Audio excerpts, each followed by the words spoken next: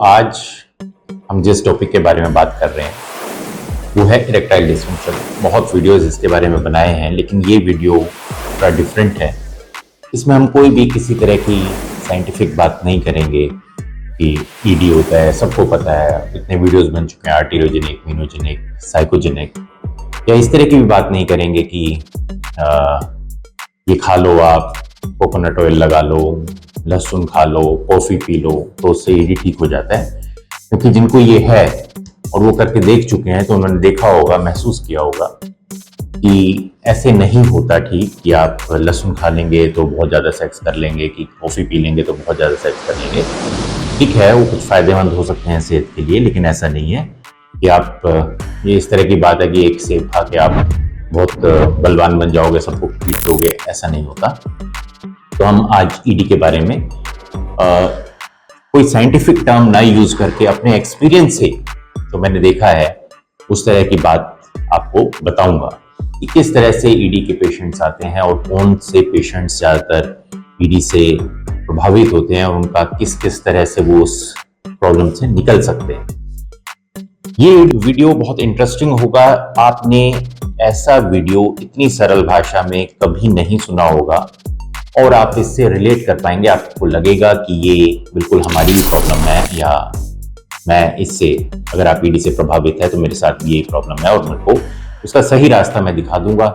आप उसको फॉलो करें ना करें वो आपकी मर्जी है, लेकिन मेरे को उम्मीद है कि इससे आपको एक नई आशा की किरण दिखाई जरूर देगी और आपको जरूर फायदा होगा। तो आज हम बात करते हैं कि इरेक्टाइल डिस्फंक्शन में बेसिकली जो हमारे पास पेशेंट्स आते हैं उनके मैं 3 में डिवाइड करता हूं और इसको हम 3 पार्ट में ही कवर करेंगे। तो आज आप मानिए पार्ट 1 चल रहा है, जिसमें मैंने बताया कि 3 तरह के पेशेंट हमारे पास आते हैं। नंबर 1 वो पेशेंट होते हैं जिनकी शादी नहीं हुई है, मतलब अभी उनकी शादी होनी है, और वो ईडी का बहुत लार्ज चंक ऑफ पेशेंट्स वो पेशेंट्स हैं जिनकी अभी शादी नहीं हुई और उनको पेनिस में तनाव की कमी आ रही है, पानी गिरता है, लिंग से चिपचिपा पानी होता है, नाइट फॉल होता है, ये सब प्रॉब्लम होती है। ये पार्ट 1 है जिसको हम इस वीडियो में कवर करेंगे कि इस तरह के पेशेंट्स को किस तरह से डील करना चाहिए और उनको किस तरह से अपनी बीमारी से निजात पानी चाहिए। दूसरे वो पेशेंट्स हैं जिनकी शादी हो चुकी है, शुरू में ठीक था लेकिन धीरे धीरे वो अब देख रहे हैं कि उनके पेनिस में अब वो ताकत नहीं रही है, या तो सेक्स कम कर पाते हैं या बीच में इरेक्शन खत्म हो जाती है या सेक्स नहीं कर पाते। ये दूसरे ग्रुप ऑफ पेशेंट्स हैं जो पहले ठीक थे लेकिन शादी के बाद विद एज उनकी प्रॉब्लम बढ़ती चली गई, और वो पेशेंट हमारे पास काफी आते हैं। ये दूसरे ग्रुप ऑफ पेशेंट्स हैं जिनका हम पार्ट 2 में डिस्कस करेंगे कि उनको किस तरह से डील करना होता है। और पार्ट 3 में वो पेशेंट है जिनकी उम्र काफी हो चुकी है, 50 साल से ऊपर के जो पेशेंट हैं, जिनमें अभी सेक्स करने की रिक्वायरमेंट बहुत ज्यादा नहीं है, उनके ऊपर इतना प्रेशर नहीं है सेक्स करने का और उनको सेक्स नहीं हो पाता। और साथ में इसमें हम थोड़ा डायबिटीज का एलिमेंट भी डाल देंगे, क्योंकि डायबिटीज भी लगभग इसी एज में आमतौर पे होती है। ये सब मैं एक जनरल बात कर रहा हूँ, मैं यहाँ पे पूरा कोई जैसे बताया साइंटिफिक नहीं ले रहा, तो उसमें हम डिस्कस करेंगे। तो अब हम पॉइंट सबसे पहले पार्ट 1 उन पेशेंट्स की बात करते हैं कि जो कि यंग पेशेंट्स हैं और जिनकी शादी होने वाली है, 6 महीने बाद है, 1 साल बाद है, या अभी उसके बारे में विचार हो रहा है। ये वो पेशेंट्स हैं जिनके बारे में जिनकी एक सबसे कॉमन प्रॉब्लम होती है कि उन्होंने जिंदगी में शुरू में जब वो जवान हुए मैस्टरबेट किया। ये 100% हर केस में मिलेगा, ओवर मैस्टरबेशन की प्रॉब्लम होती है। मेडिकल साइंस इस चीज को नहीं मानती, लेकिन हमने अपने एक्सपीरियंस में देखा है कि ये पेशेंट इसको मानता है। जब पेशेंट बार बार हर पेशेंट एक ही बात कह रहा है तो उसमें जरूर सच्चाई होगी। हमारी जो मेडिकल साइंस है वो वेस्टर्न कंट्रीज की साइंस से प्रभावित है, वहीं की साइंस हम पढ़ते हैं, तो उसमें इस चीज को नहीं माना जाता। लेकिन जो कल्चर का फर्क होता है देशों में, हमारे देश में सेक्स एजुकेशन नहीं होती। जो लड़के और लड़की हैं, या तो वो आपस में बात नहीं करते, स्कूल कॉलेजेस में एक दूसरे को डेट नहीं करते, एक दूसरे से मिलते नहीं हैं। अगर मिलते हैं तो बड़ी चोरी छुपे से मिलते हैं, उसको बड़ा छुपा के रखा जाता है, कहीं छुप के मिलेंगे किसी जगह पे, कहीं उस तरह से एक डर, एक गिल्ट हमेशा से रहती है, या फिर वो मिलते ही नहीं है। तो ऐसी सिचुएशन में जो लड़के हैं यहाँ पर ओवर मैस्टरबेट करते हैं। इससे क्या होता है, ओवर मैस्टरबेशन करने से ऐसे कोई नुकसान नहीं है, लेकिन साइकोलॉजिकल तौर पे एक तरह का गिल्ट आता है मन में। जो जो जो भी नेगेटिव फीलिंग पेशेंट के अंदर आएगी वो उसको किसी ना किसी तरह का नुकसान जरूर करेगी, चाहे वो गुस्सा हो, चाहे वो लालच हो, चाहे वो क्रोध हो, चाहे वो ग्लानि हो, यानी गिल्ट। तो इस कॉन्टिन्यूस हो, एक बार आए तो कोई फर्क नहीं पड़ता, लेकिन वो बार बार करता है, उसको लड़की का साथ नहीं मिलता, तो वो उसके पास कोई ऑप्शन नहीं है। हार्मोन स्ट्रांग है। अब ऐसा नहीं है, अमेरिका में नहीं है। अमेरिका में 15-16 साल के बच्चे सेक्स कर लेते हैं। यहाँ पे इंडिया में ऐसा नहीं होता। वहां पे सेक्स करते हैं, वहां पे गर्लफ्रेंड होते हैं, बॉयफ्रेंड होते हैं, वो ओपन होते हैं। 17-18 साल में वो अपने माँ बाप से अपने गर्लफ्रेंड बॉयफ्रेंड को मिला देते हैं, और इसके बारे में कभी भी बहुत बड़ी बात नहीं बनाई जाती। इस कारण से ये जो प्रॉब्लम है, ये इंडिया में प्रॉब्लम है। अब ये जो बच्चे हैं जिन्होंने ओवर मैस्टरबेट किया है, उनमें दो एलिमेंट हो गए। ओवर मैस्टरबेट करने के एक ग्लानि भी हुआ, दूसरा कुछ हो सकता है, हालांकि साइंस ने प्रूव नहीं किया कि बार बार करने से लिंग में कोई कमजोरी जरूर आती हो। बोलते हैं, आयुर्वेद के डॉक्टर बोलते हैं, सब बोलते हैं कि हो जाता है। किसी को नहीं पता कि किस तरह से होता है, किसी को नहीं पता, लेकिन हाँ पेशेंट्स बोल रहे हैं तो होता होगा। लेकिन ये बात जरूर है कि अगर आपके मन में गिल्ट आता है, साथ साथ में बहुत ज्यादा करते हो, तो लिंग में कमजोरी आ जाती है। अब इसमें जब ऐसे देखा गया, लोगों ने कहा कि आप ऐसे में अल्ट्रासाउंड करा लो, पिनाइल डॉपलर करा लो, आप हार्मोन लेवल चेक कर लो, वो सब नॉर्मल निकलता है। अगर आपको विश्वास नहीं, आप कहीं गए होंगे, आपने देखा होगा, वहां पे वो नॉर्मल दिखेगा, तो डॉक्टर आपको कहेगा जी आप बिल्कुल ठीक हैं। और आमतौर पे जितने डॉक्टर्स हैं जो इसको ज्यादा पेशेंट नहीं दिखते हैं, वो आप ठीक है, आपके पास दिमाग में प्रॉब्लम है, तो आपको दवाई लिख देते हैं। वो आमतौर पे एंटी डिप्रेसेंट और टेडलाफिल होती है। एक परफेक्ट लोगों ने अपना पर्चा बना रखा है, उठा के वही दवाइयां लिख देते हैं। मैंने देखा है कि बस वो 4-5 दवाइयां, टेडलाफिल दे दी और साथ में आपको पैक्सेप्सिया दे दिया, यानी एंटी डिप्रेसेंट दे दी, और एक आपको उसके साथ एसिडिटी ना हो तो उसकी दवाई दे दी, और एक कोई हर्बल मेडिसिन दे दी। ये 4-5 दवाइयां लिख दी जाती है ज्यादातर जगह पे, मैंने देखा है। तो उससे क्या होता है, ये जो दवाइयां हैं ये बेसिकली टेम्परेरी आपकी ब्लड वेसल्स को खोल देती हैं पेनिस की, और एक उसमें उत्सुकता, आपके अंदर उत्तेजना भी पैदा करती है।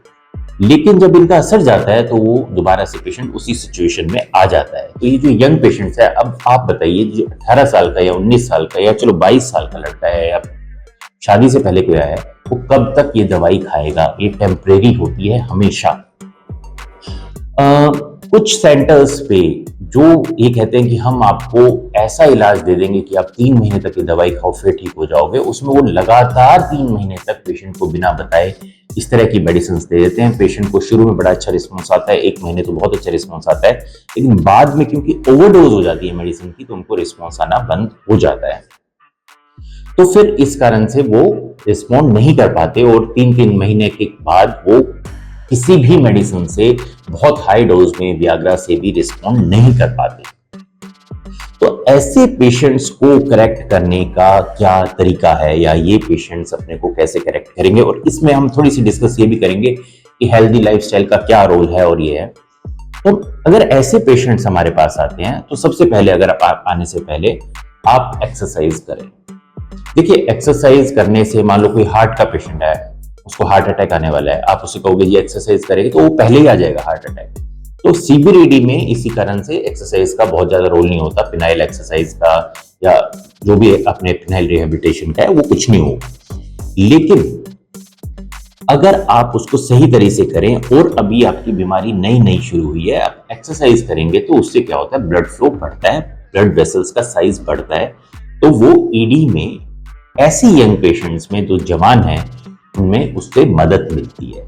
तो ये सिर्फ इतना रोल है। अब इसमें आप कह दो कि ये वाली एक्सरसाइज करूंगा, ये आप कोई भी लोअर बॉडी एक्सरसाइज कर सकते हो। कीगल एक्सरसाइज करने अगर आप में हिम्मत है, क्योंकि बोरिंग होती है, करना चाहते हो कर सकते हो, कोई उसमें नुकसान नहीं है। ऐसे पेशेंट्स को साथ साथ में आप, मैंने जैसे कहा, मसाज कर लो, लेकिन मसाज से भी क्या होता है, ब्लड सप्लाई ही बढ़ती है। लेकिन ये उन्हीं पेशेंट्स में ज्यादा फायदा करता है जो नॉर्मल है या बहुत ही माइल्ड ईडी है, उन पेशेंट्स में ये चीज फायदा करती है। अदरवाइज कुछ खा लो, पी लो, इनसे कुछ नहीं होने वाला अगर ईडी डेवलप हो चुकी है तो। लेकिन करना जरूरी है कि कम से कम बढ़े ना, या कम बढ़े, या अगर बहुत हल्का है तो हो जाए, तो करने में कोई बुराई नहीं है। हमारे पेशेंट्स आते हैं, खैर मैं उसमें वो बड़ी एज के, लेकिन फिर भी मैं बताऊंगा कि हेल्दी डाइट, हेल्दी एक्सरसाइज और फिनाइल मसाज से फायदा तो होता ही है। तो ऐसे यंग पेशेंट्स को ये तो कर ही लेना चाहिए। जब हमारे पास आते हैं तो उन्होंने क्या चीज नहीं करनी चाहिए, कहीं पर भी 2-3 महीने का कोर्स दवाइयों का नहीं लेना चाहिए कि ये दवाई से आप ठीक हो जाओगे। नहीं, किसी दवाई ऐसी नहीं है, ना होम्योपैथ में, ना आयुर्वेद में, जो एलोपैथी में, जो दवाई का कोर्स लो और आप हमेशा के लिए ठीक हो जाओ। जब ऐसा नहीं है तो इसको मत आप अपनाओ। इस तरह के पेशेंट्स को ना ही कभी एंटी डिप्रेसेंट्स, जो कि कहते हैं कि साइकोलॉजिकल ईडी है, वैसे तो पेशेंट यंग है, फिनाइलडोप्रा नॉर्मल है और टेस्टोस्टेरोन नॉर्मल है, तो कुछ करने की जरूरत नहीं है, साइकोलॉजिकल एंटी डिप्रेसेंट दे सकते हैं, आपको नहीं लेनी चाहिए। तो किस तरह से आपको ट्रीट करना चाहिए? आपको पी शॉट पे रिलाय करना चाहिए। मैंने ये देखा और हमने ये पॉपुलर किया। पी शॉट, मैंने ये नहीं कहा कि मैंने हिंदुस्तान में सबसे पहले किया, लेकिन इसको करने का सही तरीका क्या है ये हमने बताया, इसको किस तरह से किया जाता है ये हमने बताया। ये तो लोगों को पता ही नहीं था। जब हमने ये शुरू किया पी शॉट, इसकी हम बात करते हैं, तो पी शॉट आपको कराना चाहिए। पी शॉट में बेसिकली होता क्या है कि आपका ब्लड लेते हैं और ब्लड में से प्लाज्मा निकाल के उसको आपके पेनिस में इंजेक्ट करते हैं कोरपोरा के अंदर। तो इसमें क्या होता है, ये ब्लड वेसल्स को खोलता है, ब्लड वेसल्स आपकी खुलती है, अच्छी ब्लड सप्लाई जाती है, वेन से भी वापस ब्लड सप्लाई अच्छी आने लगती है, वहां के टॉक्सिन्स हटते हैं और पेशेंट में 7 से 10 दिन में, हर तरह के पेशेंट में और खास तौर पे इन पेशेंट्स में जो यंग है, पी शॉट का बड़ा शानदार रिजल्ट आता है। हमने इसके बहुत रिव्यूज डाले हैं। बहुत से पेशेंट्स रिव्यूज डालना पसंद नहीं करते, डरते हैं, शर्माते हैं, लेकिन हमने फिर भी बहुत पेशेंट्स के इसमें रिव्यू डाले हैं। अगर आप पी शॉट लेंगे तो इसका जरूर फायदा होगा। फर्स्ट पी शॉट के सेशन का, पहले पी शॉट के सेशन का 7 से 10 दिन में ही ड्रामेटिक इफेक्ट आता है, 50% तक इंप्रूवमेंट कर देता है। और उसके बाद हम सेशंस देते रहते हैं और 6 सेशन तक हम रिकमेंड करते हैं कि पी शॉट के लेने चाहिए।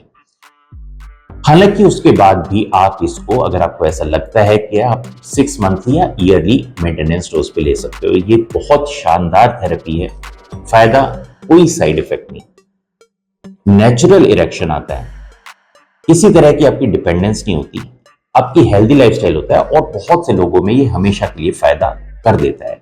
जो बीमारी आपकी, जो दवाइयां हैं इसमें टेडलाफिल वगैरह, उसके आपको पता है बहुत ज्यादा साइड इफेक्ट्स होते हैं। सिर दर्द होता है पेशेंट को, उससे काम नहीं होता, सारी बॉडी में गर्मी निकलती है, लाल हो जाती है, हार्ट पे फर्क पड़ता है, लीवर पे फर्क पड़ता है। तो इसीलिए पी शॉट ये है कि ये एब्सोल्युटली सेफ है, क्योंकि आपकी बॉडी से निकले हुआ ब्लड का प्रोडक्ट है। इसमें साथ में आप शॉक वेव को कंबाइन कर सकते हैं। शॉक वेव भी एक तरह से ब्लड वेसल्स को पे झटका मारती है और वहां पे जो ब्लड फ्लोस होते हैं या वहां पे नई ब्लड वेसल, इसको कहते हैं न्यू वेस्कुलराइजेशन, यानी नई ब्लड वेसल्स का बनने को की शुरुआत करती है। तो दोनों का कॉम्बिनेशन होने से होता है कि वो वहां पे एक वो एनवायरनमेंट बनाती है और पी शॉट वहां पे न्यूट्रिशन देता है, तो ज्यादा अच्छा रिस्पॉन्स आता है। तो आप दोनों का कॉम्बिनेशन ले सकते हैं। इसमें ये बड़ा इंपॉर्टेंट है पी शॉट में, मैं हमेशा कहता हूं कि जैसे ये एक तरह की आप, होता तो बहुत ही शॉर्ट प्रोसीजर है, आप आके करा के 15-20 मिनट में जा सकते हैं, लेकिन इसको कराने की बड़ी टेक्निक बहुत इंपॉर्टेंट है।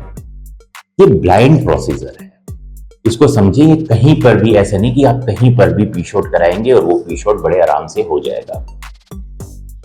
पी शॉट करने के पहले जब हमने पी शॉट शुरू किया तो हमें पता लगा कि जहां पे लोग कर रहे थे वहां पे डॉक्टर करते नहीं है। जो डॉक्टर करते हैं वो बिना सुन किए करते हैं। मैंने इतनी बार इस बात पे स्ट्रेस किया है, आज फिर कर रहा हूं। अगर जो वीडियो पहली बार देखा, जिन्होंने पहले देखा है, इसको सुन करना होता है। अगर पेनिस को आपने इंजेक्शन देके सुन नहीं किया तो आप पी शॉट नहीं कर सकते। ये ऐसे है कि हम सर्जरी कर रहे हैं बिना एनेस्थीसिया दिए, बिना बेहोश किए या बिना पीठ में टीका लगाए, ये नहीं हो सकता। बहुत से लोग इसमें स्प्रे कर देते हैं। स्प्रे देखिए, स्प्रे किया जाता है जब आपने कोई हल्का सा म्यूकोजा में स्प्रे किया जाता है, मुंह के अंदर आपने स्प्रे कर दिया, कहीं नीचे कोई काम कर रहे हैं, कहीं म्यूकोजा में क्रीम लगा दी। लेकिन आप ऐसे स्किन पे स्प्रे करेंगे तो वो नमनेस अंदर तक नहीं होगी, पेशेंट को बहुत ज्यादा दर्द होगा। डॉक्टर को स्वयं ही पी शॉट करना चाहिए। पी शॉट जो थेरेपी है ये बहुत बढ़िया थेरेपी है, लेकिन ये तभी असर करती है जब ये पी शॉट कोरपुरा के अंदर जाए।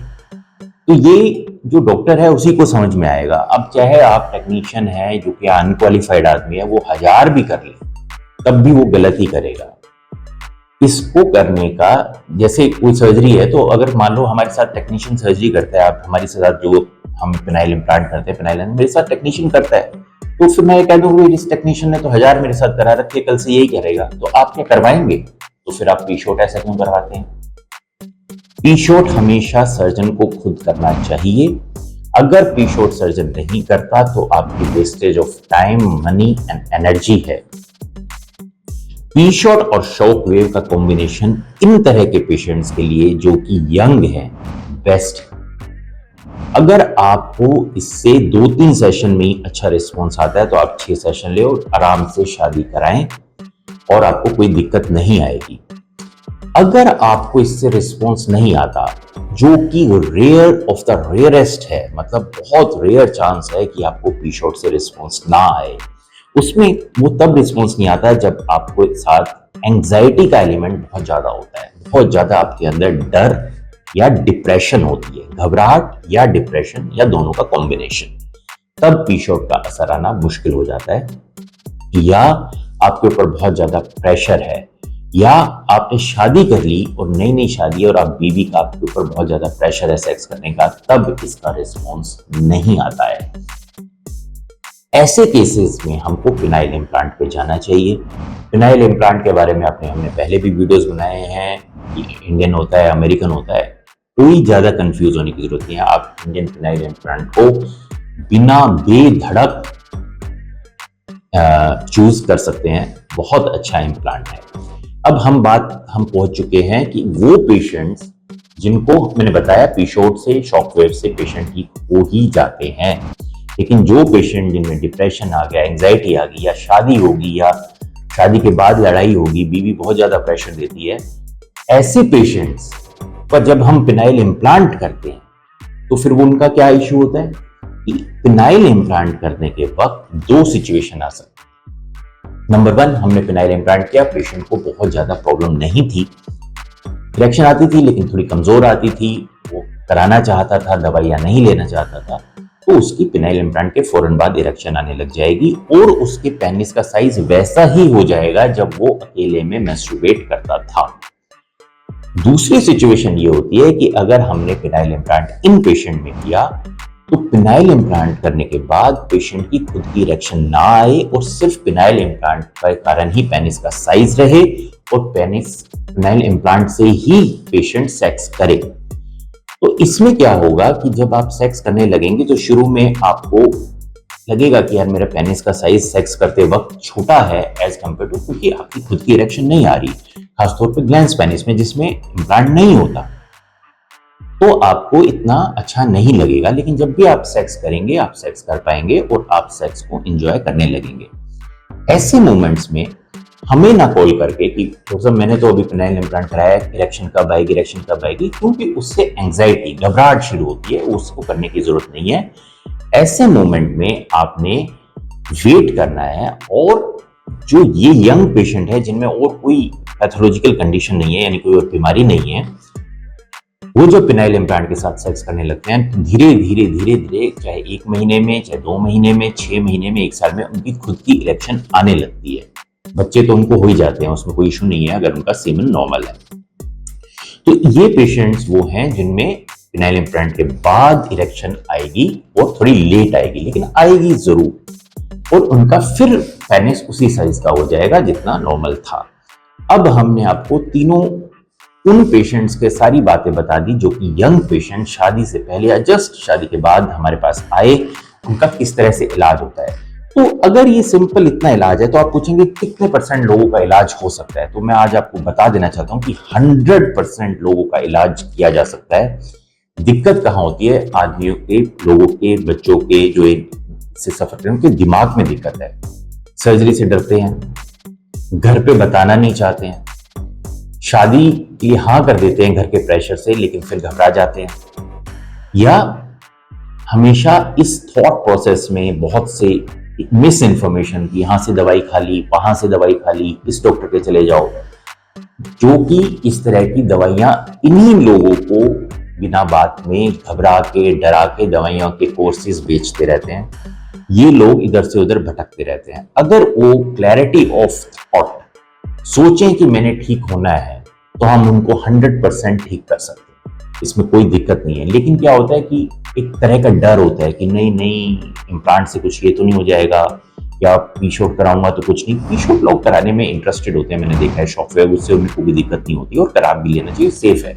पिनाइल इम्प्लांट से डरना लाजमी है कि आप आफ्टर सर्जरी है, पेनिस के अंदर इम्प्लांट डाल रहे हैं, लेकिन अगर ऐसी सिचुएशन है तो आप डलवाएं। पिनाइल इम्प्लांट का मैं आपको बता दूं कि ये पता नहीं लगता है पेशेंट को कि उनके अंदर बॉडी में कुछ डला हुआ है, और ये बात तो मैंने पता नहीं कितने साल पहले ये बता दी थी वीडियो बना के कि पिनाइल इम्प्लांट बहुत आसानी से छुपाया जा सकता है, इंडियन पिनाइल इम्प्लांट। मैंने आज ये वीडियो लंबा हो गया है, 21-22 मिनट का हो गया है। काफी उन लोगों के बारे में डिस्कस किया, बड़ी सरल भाषा में समझाया, जो मेरे दिल की बात थी, जो लोगों को मैं मिलता हूँ, उनसे बात करता हूँ कि उनकी क्या प्रॉब्लम आती है। होपफुली आपको भी ये वीडियो ठीक लगा होगा और आपकी कुछ सिचुएशंस ठीक हुई होगी। अपनी जिंदगी को पॉजिटिवली ले, जिंदगी में बहुत कुछ है सामने, इसी सेक्स के चक्कर में ना पड़े। ज्यादा से ज्यादा मैंने बताया प्रॉब्लम क्या है कि पिनाइल इम्प्लांट से ठीक होगी, 1 घंटे के अंदर वो सर्जरी हो जाएगी, आप हमेशा के लिए ठीक हो जाओगे, घर जाओगे, बच्चे पैदा करोगे, अपनी जिंदगी जियोगे, नौकरी करोगे, जिंदगी को एंजॉय करोगे। तो इस तरह से ज्यादा बड़ी प्रॉब्लम ना बना के उसको इजीली सॉर्ट आउट करना चाहिए। और मैंने लंबा वीडियो हो गया, होपफुली आपको पसंद आया होगा। अगर आपके कोई क्वेश्चंस है आप हमें फोन कर सकते हैं। अगर आप ये सर्जरी कराना चाहते हैं या मिलना चाहते हैं हमसे, तो आप आके मिल भी सकते हैं। इसमें सर्जरी आप, मैंने बताया, बहुत ज़्यादा सेफ है, 1 दिन के लिए रुकना पड़ता है, उसको करा के जा सकते हैं। और पीशोट के बारे में तो मैंने बताया, आधे घंटे का प्रोसीजर है, आराम से हम आप कर देंगे और आप उससे ठीक हो ही जाओगे। तो आपने अपना टाइम दिया इतना, उसके लिए मैं आपका बहुत बहुत आभारी हूँ। Thank you.